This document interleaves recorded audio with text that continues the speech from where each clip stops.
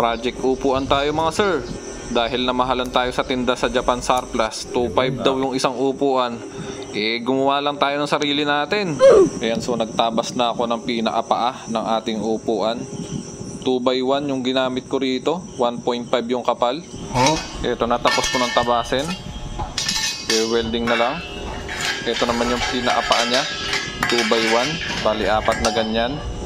3, 4. Yan, dito sa part na to ay inispat-ispatan ko muna yung mga gagamitin nating upuan.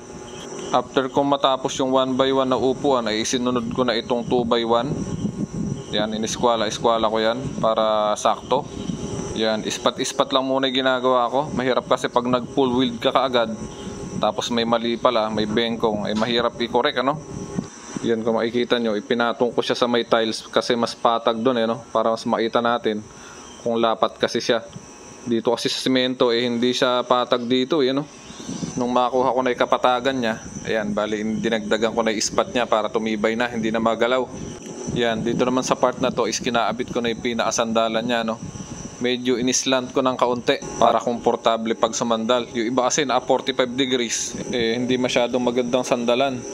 Alright, may sandalan na pareho. Ito na mga sir, nakatapos na tayo. Bali, lalagyan na lang natin siya ng phenolic board. Magtatabas tayo. Buti marami pa tayong tira dito. Mga sir, nagpamerienda si manager ng pansit. Tsaka yung ating juice na green apple. Nakatapos na tayo. Bali, lalagyan na lang natin ng sapin na tawag dyan, na phenolic. Tapos bibili tayo ng foam. Tapos babalutan natin siya para maganda. Ito na mga sir, tinatabas ko na yung ating isasapin sa upuan tsaka sandalan. Buti marami pa akong tira dun sa ginawa kong double deck. Saktong-sakto lang yung tira, no? Para sa dalawang upuan. Sir, meron na akong naitang foam sa bodega. Lasog-lasog na, itatapon na sana to, yo.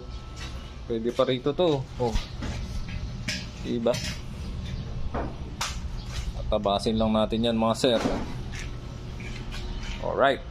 After ko naman matabas ay nagpunta na ako dito kay Di Guzman sa San Jose, Bumili ko ng 3 yarda ng pambalot natin, synthetic leather.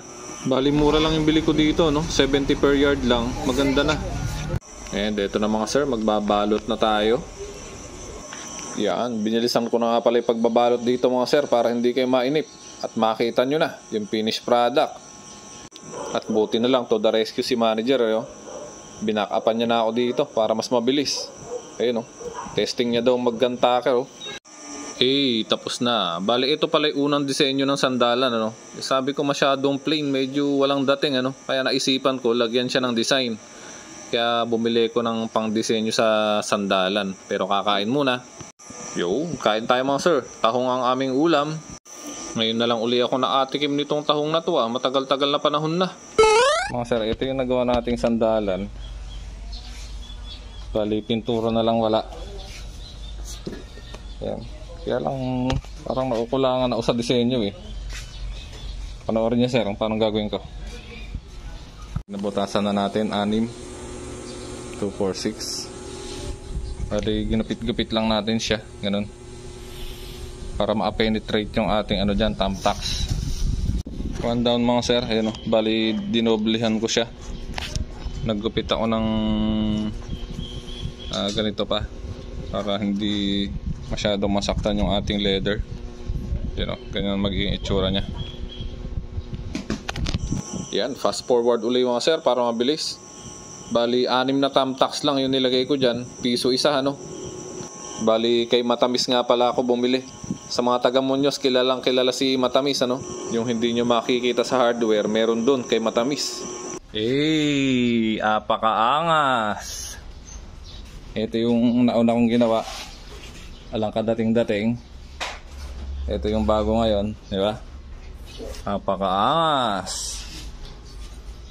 Apakaangas mga sir. Pintura na lang kulang. Pinturahan pa natin to.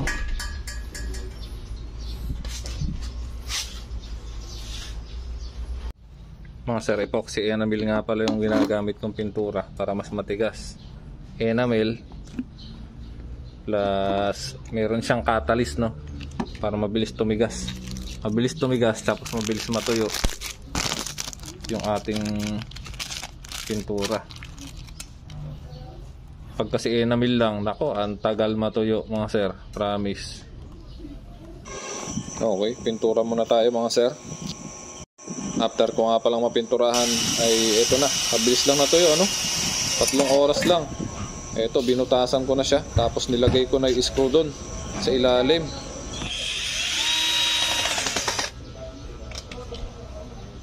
Isa pa. Ito nga pala si manager, pinaghahanap ko ng mga screw. Habang ako naman ay ini-screw ko na dito sa likod, no? Nang matapos na. Ginabi na kami dito kagagawa. Eh ayaw ko namang iwanan na hindi tapos, kaya tinapos ko na. Ayun, makakita rin.